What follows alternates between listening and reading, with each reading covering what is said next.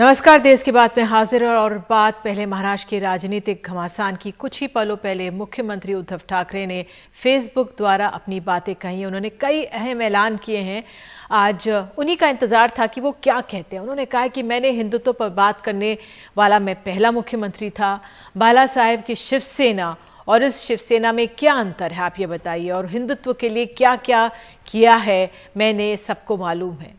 उन्होंने जब वो मुख्यमंत्री बने उस दौरान की बात याद करते हुए कहा कि सोनिया गांधी, शरद पवार ने मुझ पर भरोसा जताया था और मुझे शरद पवार ने बुलाकर कहा था कि आपको अब ये पद संभालना होगा। तो मैं अचंभे में रहा था। मैंने कहा था कि मैंने तो कोई स्थानीय निकाय चुनाव भी नहीं देखा, तो ऐसे में क्यों। तो उन्होंने कहा कि नहीं, हम पे आप पर भरोसा है।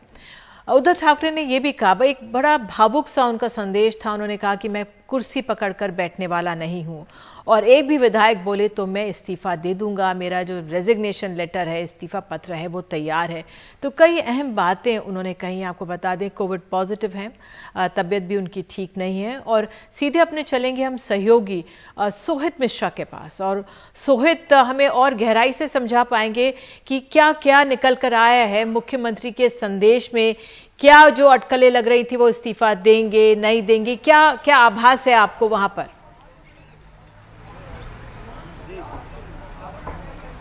देखिए, उद्धव ठाकरे ने जो एक भाषण दिया, जो उन्होंने एड्रेस किया, वो काफ़ी, आप समझ लीजिए कि एक इमोशनल एड्रेस था, जिसमें उन्होंने बताया कि किस तरह से कई सवाल उठ रहे हैं कि वो शिवसेना टूट तो नहीं रही है, या बाला साहेब ठाकरे की शिवसेना है या नहीं।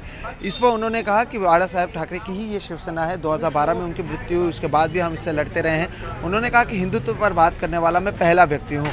ये इसलिए उन्होंने जिक्र किया क्योंकि एकनाथ शिंदे कह रहे हैं कि हम बाला साहेब ठाकरे के हिंदुत्व को पालन करते हैं। एकनाथ शिंदे का कहना है कि अगर मुझ पर एक शरद पवार ने भरोसा जताया, मुझ पर कमलनाथ जी ने भरोसा जताया, दुख मुझे इस बात का है कि जिसे मैं अपना कहता हूँ वो मुझ पर भरोसा नहीं जता रहे हैं। और वो भी सूरज जाकर क्यों कह रहे हैं, आप भाग क्यों रहे हैं, आप आइए मुझसे बात कीजिए।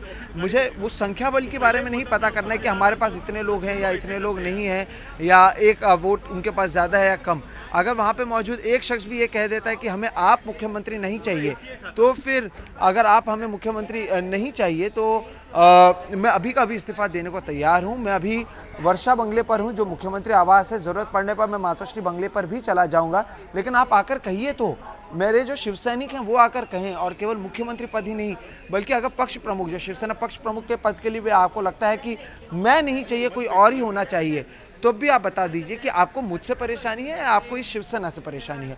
तो एक भावुक संदेश ज़रूर मुख्यमंत्री की ओर से दिया गया है। इसका ऐलान उन्होंने नहीं किया कि वो इस्तीफा देंगे, नहीं देंगे, क्या कुछ करेंगे, लेकिन हाँ, एक तरीके से अब जो पाला है, जो गेंद है, उन्होंने एकनाथ शिंदे के पाले में डाल दिया है कि उन्हें अब तय करना है कि क्या किया जाना है, क्या नहीं किया जाना है। अब एकनाथ शिंदे 7 बजे क्या कुछ कहते हैं, ये देखना अहम होगा। देखिए, इसमें एकनाथ शिंदे की ओर से कहा जा रहा था कि जो हिंदुत्व है वो उसका पालन नहीं हो रहा है, या वो बाला साहेब ठाकरे के हिंदुत्व का पालन नहीं हो रहा है। तो उद्धव ठाकरे ने तो कहा है कि अगर आपको लगता है कि आपको मुझसे परेशानी है तो आप बताइए, हम किसी और को बना देते हैं। तो ऐसे में एक उद्धव ठाकरे की कोशिश ये है कि शिवसेना टूटे नहीं, लेकिन क्या इसका ये मतलब नहीं होता है कि अगर ये उद्धव बिल्कुल ठाकरे सही बात आप कह रहे हैं तो कि उद्धव ठाकरे को क्या जी, आप ये बिल्कुल सही समझा रहे हैं कि ये भावनात्मक अपील थी, लेकिन भावनाएं एक तरफ और राजनीति में आंकड़े भी देखे जाते हैं।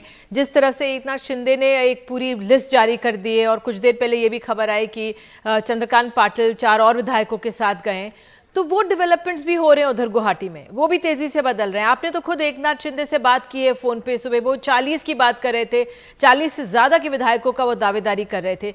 तो क्या इसी से आहत भी हैं उद्धव ठाकरे?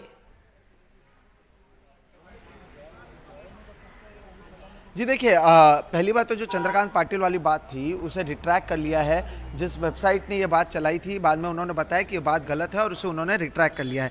रही बात राजनीति की, तो इसमें राजनीति ये है कि शिवसेना में अब एकनाथ शिंदे का कद उद्धव ठाकरे से ज़्यादा बड़ा हो रहा था। जो मैं आपको कल 2 दिन से कह भी रहा हूँ कि एकनाथ शिंदे को लगता था कि उन्हें मुख्यमंत्री बनाना चाहिए, लेकिन वो उन्हें नहीं बनाया गया और उद्धव ठाकरे बने। तो ये उद्धव ठाकरे ने एक पाला जो गेंद है वो एकनाथ शिंदे के पाला में डाल दिया कि अगर आप चाहते हैं मैं मुख्यमंत्री नहीं रहूं, मैं मुख्यमंत्री नहीं रहता हूं, लेकिन आप आइए बात कीजिए, उसके लिए इन विधायकों को मुंबई या महाराष्ट्र आना पड़ेगा। ये एक शर्त आप समझ लीजिए इनडायरेक्टली एकनाथ शिंदे ने रखा है। तो ये भी माफ कीजिए उद्धव ठाकरे ने रखा है। ये भी एक तरीके की राजनीति ही है, जहां पर वो कह रहे हैं आपको मैं नहीं चाहिए तो मैं नहीं रहता हूं, क्योंकि एट द एंड ये सारी चीजें जो हैं वो एक परसेप्शन है जो लोगों के मन में है। जो एक और चीज जिसकी जिक्र मैं कल से कर रहा था कि उद्धव ठाकरे लोगों से मिलते नहीं थे, उसका भी जिक्र उद्धव ठाकरे ने किया कि मेरी तबीयत ठीक नहीं थी, लेकिन जब मैं ठीक हुआ तब तो मैं अस्पताल से भी लोगों से मिलता था। तो एक तरीके से उन्होंने क्लैरिफिकेशन दी है और कहा है कि मैं नहीं चाहता मेरा शिवसेना टूटे, आप चाहते हैं मैं यहाँ से हट जाऊँ, मैं ये वर्षा बंगला से हटकर मातोश्री जो बांद्रा में मेरा खुद का एक बंगला है मैं वहाँ पर जाकर रह लूँगा, लेकिन आप आकर कहिए। तो क्या अब एकनाथ शिंदे जो कह रहे हैं कि मैं शिवसैनिक हूँ, मैं बाला साहब ठाकरे का शिवसैनिक हूँ, वो आकर बात करते हैं, क्योंकि संवाद करने के लिए इन्होंने जगह ओपन रखी है। अब अगर इसके बावजूद एकनाथ शिंदे कहते हैं कि नहीं मेरे पास आंकड़ा है या मैं मुख्यमंत्री पद का दावेदार हूं या हम साथ में हैं, मैं शिवसेना हूं, तो इससे जो परसेप्शन है, एक इमेज परसेप्शन है, उसे लेकर क्या हो सकता है ये देखना अहम होगा। बिल्कुल सोहित, जो आप इमेज परसेप्शन की बात कर रहे हैं, जो समय था सोहित जो तो आपने इस तरह से करते थे जी, जो आप इमेज परसेप्शन की बात कर रहे हैं, लेकिन दूसरी तरफ ये भी आप देखें कि उद्धव ठाकरे ने ही चीफ व्हिप और विधायक दल के नेता पद से एकनाथ शिंदे को हटाया था जब वो सूरत में मौजूद थे, और तब ये कहा जा रहा था क्या जल्दबाजी की है शिवसेना की तरफ से, मुंबई हेडक्वार्टर्स की तरफ से क्या जल्दबाजी हुई कि उनको क्यों हटाया गया? क्योंकि आप लगातार बता रहे हैं कि वो पहले से 2.5 साल से ही नाखुश नजर आ रहे हैं। आदित्य का कद जैसे बढ़ा या जिस तरह से संजय राउत का कद बढ़ा उससे वो आहत थे। तो और जो चीफ व्हिप के पद से जिस तरह से हटाया गया एकनाथ शिंदे को, तो वो भी एक तरह से कदम उठाया गया था। और आज हम दूसरा रूप देख रहे हैं शिवसेना का, जो इमोशनल है, इमोशनल अपील है, और ये भी अपने आप में बहुत अहम है। तो अब किस तरह से देखेंगे? आपने जो बताया कि एकनाथ शिंदे तो मजबूत हो गए हैं, काफी बड़े नेता हो गए हैं, तो क्या अब एकनाथ शिंदे की अब प्रेस कॉन्फ्रेंस कहा जा रहा है शाम 7 बजे होने वाली है, गुवाहाटी से वो करेंगे, वो भी बहुत अपने आप में अहम रहेगा। लेकिन एक स्पीकर भी यहाँ पे नहीं है, आंकड़े भी इनके पास कम है, किस ओर जाती हुई दिख रही है शिवसेना जो फिलहाल उद्धव ठाकरे के साथ जो विधायक है? देखिए, जो विप से हटाने की बात है, ये 2019 में अजित पवार को भी विप से हटाया गया था, लेकिन उसके बावजूद अजित पवार एनसीपी में लौट आए थे, उन्हें उप मुख्यमंत्री वापस बना दिया गया था। उसी तरह की कोशिश उद्धव ठाकरे ने यहाँ पर की है कि विप से हटा दी है, क्योंकि वो अपने पार्टी को सुरक्षित रखना चाहते थे। आज उन्हें पता है कि उनके पास आंकड़े नहीं है, इसलिए उन्होंने एक दूसरा कार्ड खेला है, वो है शिवसेना का कार्ड। क्योंकि एकनाथ शिंदे ने कहीं नहीं कहा कि मैं शिवसेना से इस्तीफा दे रहा हूँ। एकनाथ शिंदे से जब मैंने सुबह बात की तब भी उन्होंने यही कहा कि मैं शिवसैनिक हूँ, बाला साहब ठाकरे के शिवसेना में मैं हूँ और हिंदुत्व हमें चाहिए। तो जो चीजें आज सुबह एकनाथ शिंदे ने मुझसे बातचीत में कही हैं, हर चीज का जवाब आज उद्धव ठाकरे ने दिया है। हिंदुत्व पर उन्होंने कहा कि आप हिंदुत्व हैं, तो मैंने हिंदुत्व की बात करने वाला शायद मैं पहला मुख्यमंत्री हूं।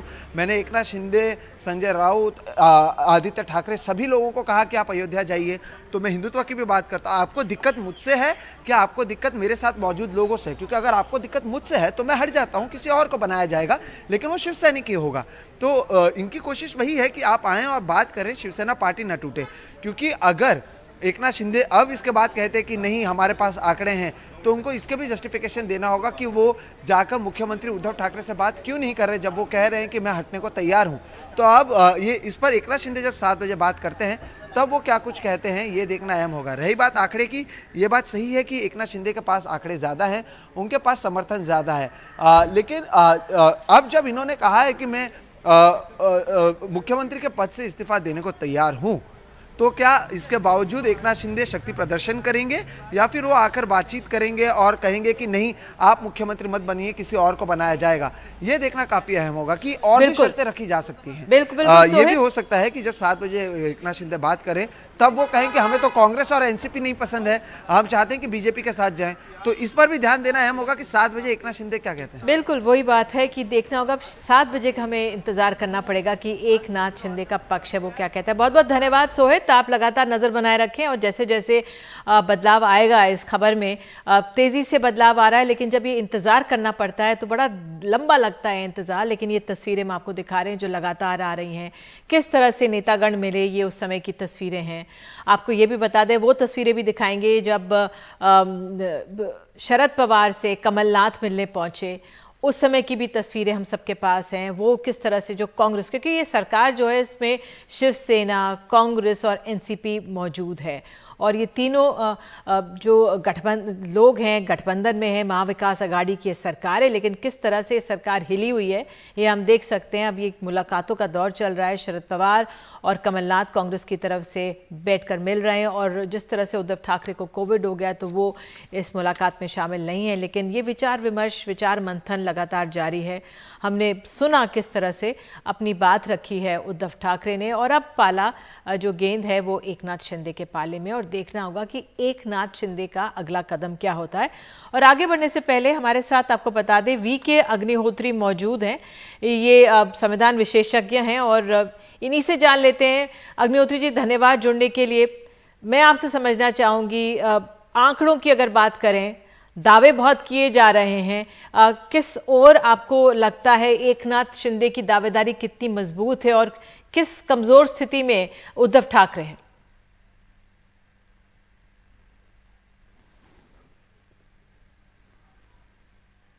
सर, आपने म्यूट कर दिया बटन, अनम्यूट कीजिए सर।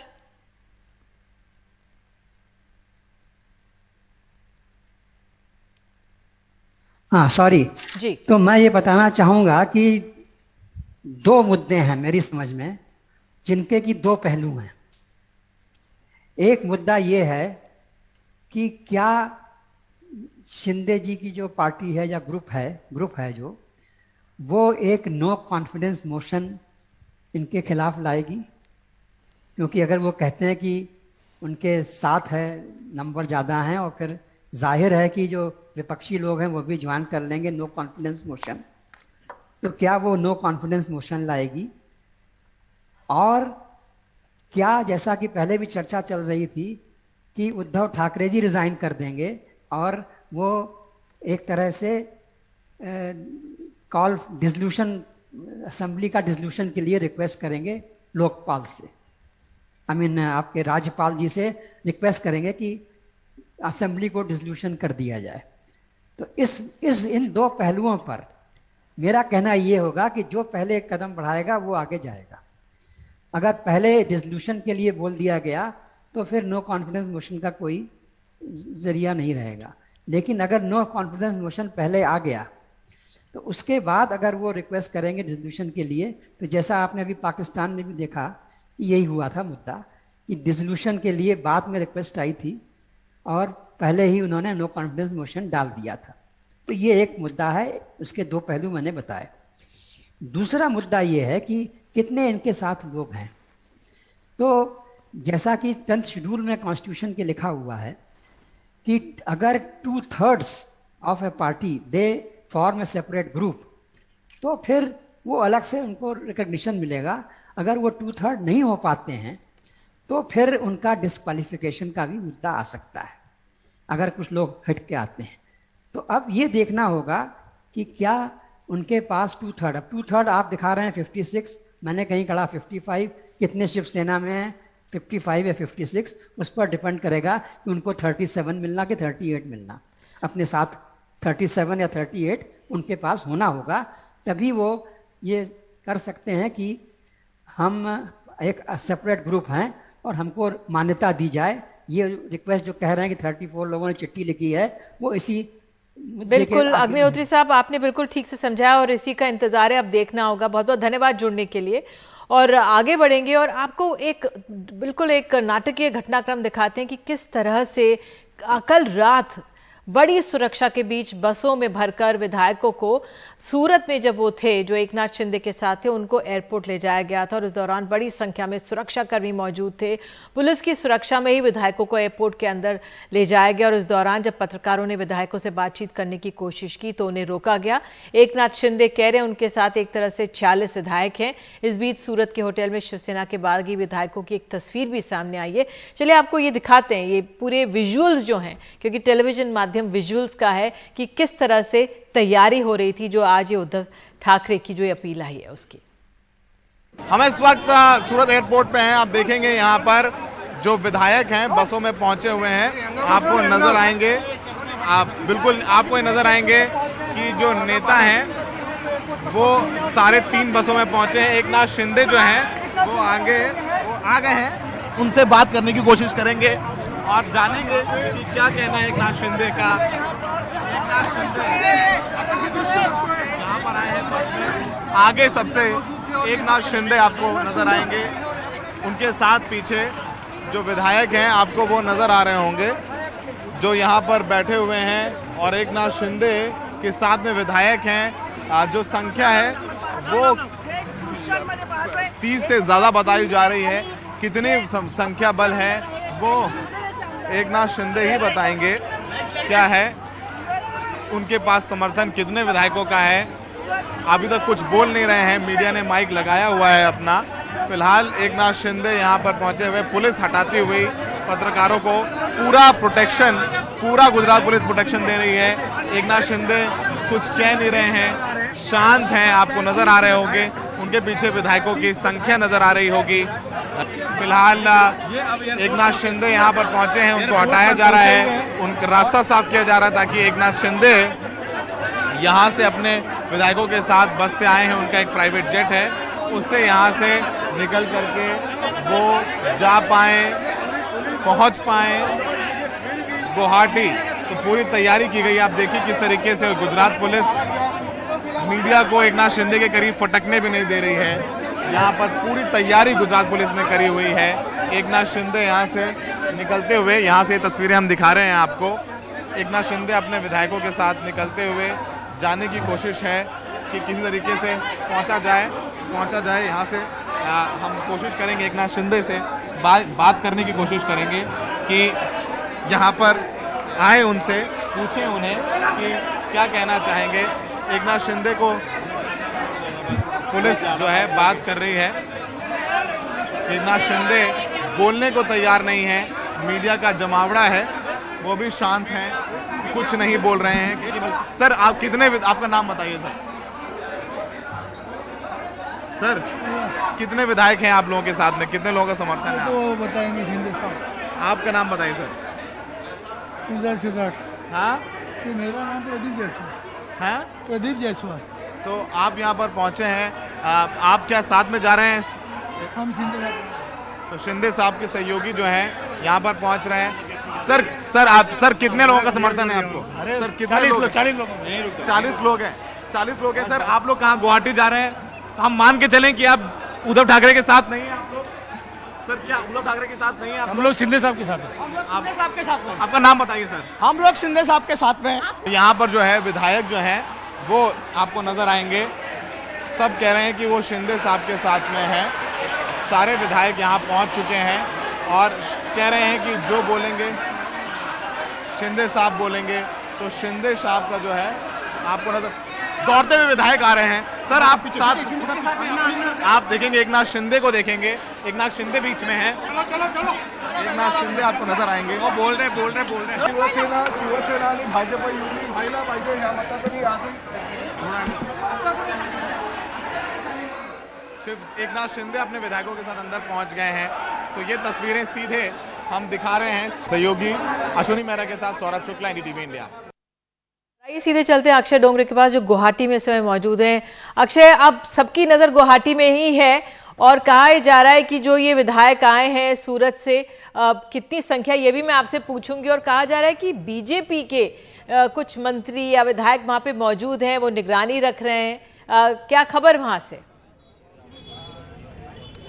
जी निधि, अगर बात की जाए गुवाहाटी की, आपने ठीक कहा, सभी नज़रें अब खासतौर पे महाराष्ट्र में, महाराष्ट्र सरकार की इस वक्त गुवाहाटी में लगी हुई है। आप देख सकते हैं, सबसे पहले मैं आपको सिक्योरिटी दिखाना चाहूँगा, जिस तरह की सिक्योरिटी यहाँ पर रखी गई है असम पुलिस द्वारा। जो यहाँ पर न सिर्फ यहाँ पुलिस के कर्मी मौजूद है, सुरक्षा कर्मी मौजूद है, बल्कि पुलिस के अफसर भी, आला अधिकारी भी यहाँ पर निगरानी रखे हुए पूरी की पूरी सिक्योरिटी सिचुएशन के ऊपर। सुबह से यहाँ पर सिक्योरिटी इसी तरह से बनी हुई है और ये सभी जहाँ जितने भी सुरक्षा कर्मी हैं यहाँ पर बिना जांच करे, बिना आईडी कार्ड चेक किए किसी को जाने नहीं दे रहे। मीडिया कर्मियों को भी गेट के पास फटकने भी नहीं दिया जा रहा है।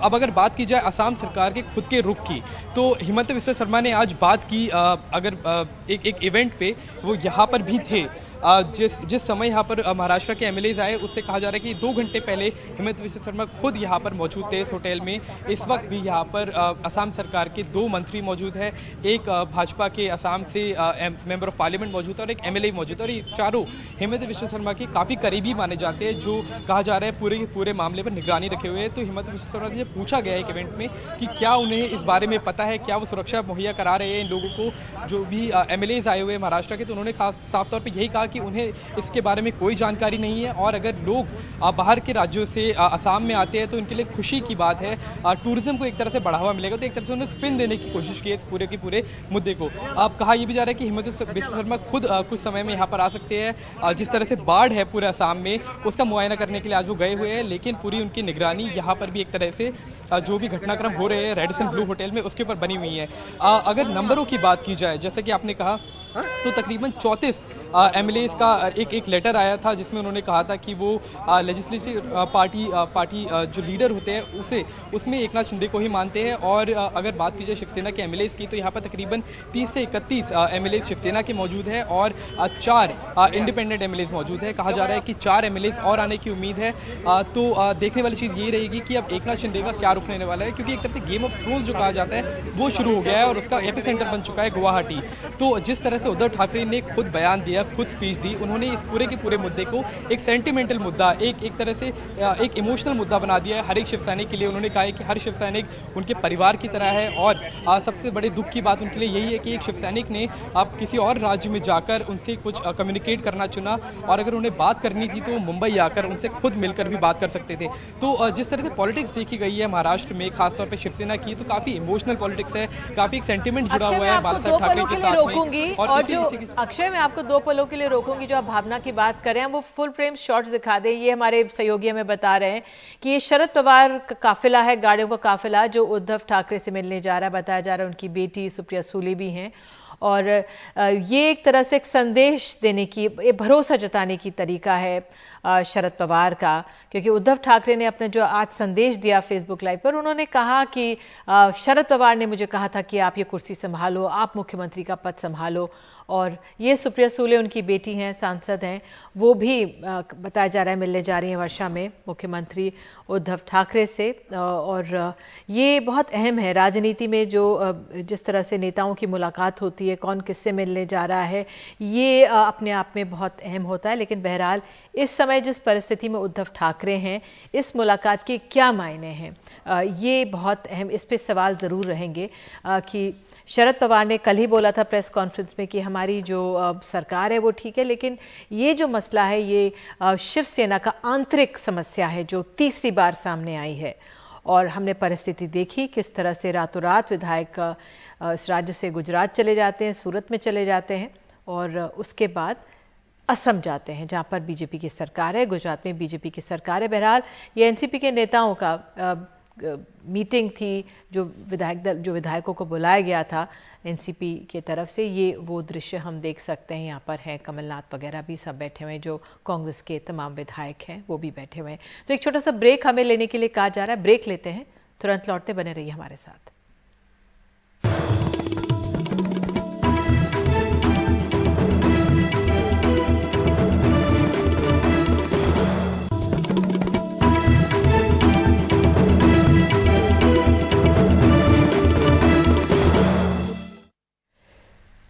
तो कुछ ही देर पहले हमने देखा किस तरह से उद्धव ठाकरे ने एक अपना संबोधन किया है, बड़ा भावुक संबोधन था, तबीयत भी उनकी खराब है। उनका यही कहना है कि मैं कुर्सी के लालच में यहाँ पर नहीं हूँ, कुर्सी पकड़कर नहीं बैठूंगा, मेरा इस्तीफा तैयार है। लेकिन जो ये विधायक हैं दूसरे राज्य में जाकर इससे बात कर रहे हैं, यहाँ पर आकर मुझसे कहें मैं इस्तीफा देने के लिए तैयार हूँ। एक भी विधायक मुझे कह दे इस्तीफा दे दीजिए तो मैं अपना इस्तीफा दे दूंगा। तो एक भावुक अपील की है उद्धव ठाकरे ने, कहा है कि मैं ही, यही असली शिवसेना है और ये शिवसेना और वो शिवसेना में अंतर कैसा, और मैंने हिंदुत्व का मुद्दा जो है हमेशा बनाए रखा है। हमेशा साथ मुझे बता रहा है हमारे सहयोगी अभिषेक शर्मा मौजूद हैं।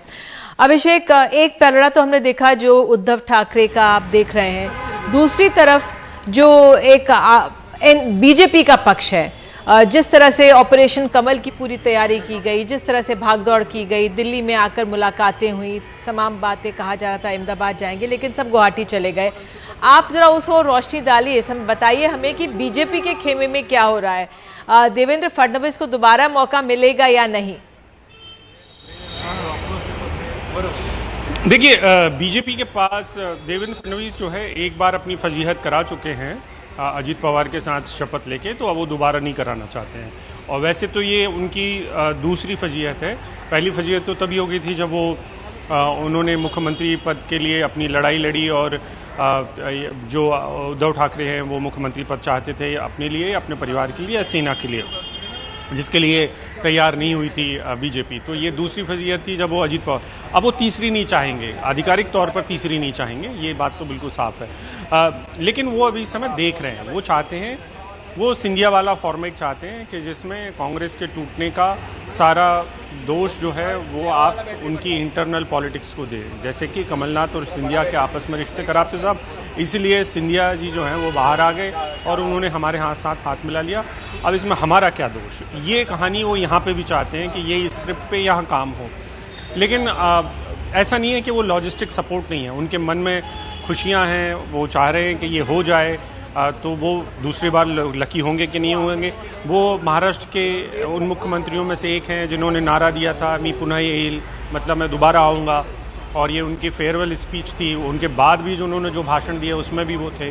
तो देवेंद्र फडणवीस वैसे तो बहुत ही तेजस्वी और ऊर्जावान नेता हैं, और मैं कहता हूं कि वो अपने पीक पर भी हैं, क्योंकि बीजेपी एक ऐसी पार्टी है जो पिछले 35 साल में जो बहुत सारी पार्टियां नहीं कर पाती थी वो बीजेपी ने करके दिखाया है। अकेली दम पर 106 का नंबर लेके आना हंसी खेल नहीं है। महाराष्ट्र की राजनीति उत्तर प्रदेश की राजनीति से भी कई बार ज़्यादा कॉम्प्लिकेटेड, बहुत सारी विसंगतियों से भरी हुई है, क्योंकि यहाँ पर 3 पार्टियां हैं आप देखिए, और तीनों पार्टियां एक दूसरे के साथ संघर्ष करते हुए कायम भी हैं, बची भी हुई हैं। इनका हाल बीएसपी या समाजवादी, बीएसपी जैसा तो नहीं हुआ है, समाजवादी पार्टी को तो मैं वहां से तुलना कर रहा था, लेकिन यहाँ की राजनीति बहुत ही ज्यादा विसंगतियों से भरी हुई है। और जो आपका सवाल है कि देवेंद्र फडणवीस के मन में क्या चल रहा होगा या बीजेपी की तैयारियां क्या चल रही हैं, तो बीजेपी की तैयारी इस बात से समझ सकते हैं कि आप उन वीडियोस को निकाल के देखिए जो इस समय शिवसेना के विधायकों के आसपास हैं। वो सारे लॉजिस्टिक्स मैनेजर जितने भी हैं, जितने भी लोग हेल्प कर रहे हैं, मदद कर रहे हैं, वो सब के सब देवेंद्र फडणवीस के बहुत खास लोग हैं। उनमें से कोई भी आदमी ऐसा नहीं है जिसकी निष्ठा को लेकर, जिसकी लॉयल्टी को लेकर कोई भी शक कम से कम देवेंद्र फडणवीस को हो। देवेंद्र फडणवीस किसी भी ऐसे आदमी को ऐसे ऑपरेशन में नहीं भेज सकते हैं जिससे उनकी व्यक्तिगत निष्ठा ना हो। तो आप उन तस्वीरों को और वीडियोस को देखेंगे तो उसमें आपको समझ में आ जाएगा कि बीजेपी के कौन कौन से नेता ऐसे हैं जो बहुत ही करीबी हैं और वो वहां पर ऑपरेशन कमल कर रहे हैं। खुलकर नहीं आएंगे वो, क्योंकि पिछली बार की गलतियों से शायद सबक सीखा है। वो बोलेंगे भी नहीं, वो बोलेंगे कि ये तो सेना का इंटरनल मैटर। इस तमाम जानकारी के लिए बहुत बहुत धन्यवाद आपका। नमस्कार।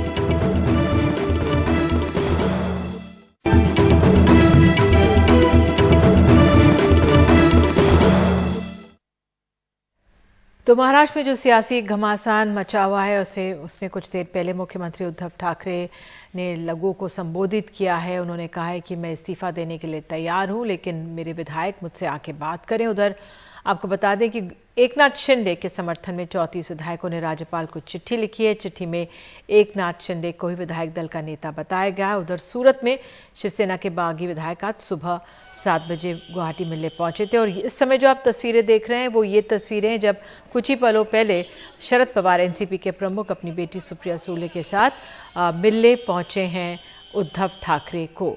और उद्धव ठाकरे ने अपने संबोधन में कहा कि शरद पवार ने ही मुझे कहा था कि ये मुख्यमंत्री पद का आप संभालें जब ये सरकार बनने वाली थी, लेकिन अब मेरे लोगों का मेरे साथ नहीं है।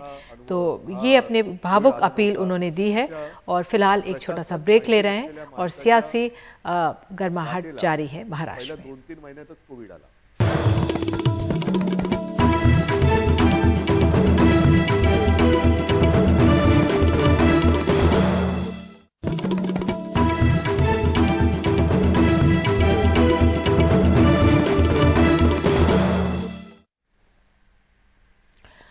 और अब खबर है उत्तर प्रदेश से। आपको बता दें, गाजीपुर और आसपास के रेलवे स्टेशन पर आज खासी चौकसी नजर आ रही है।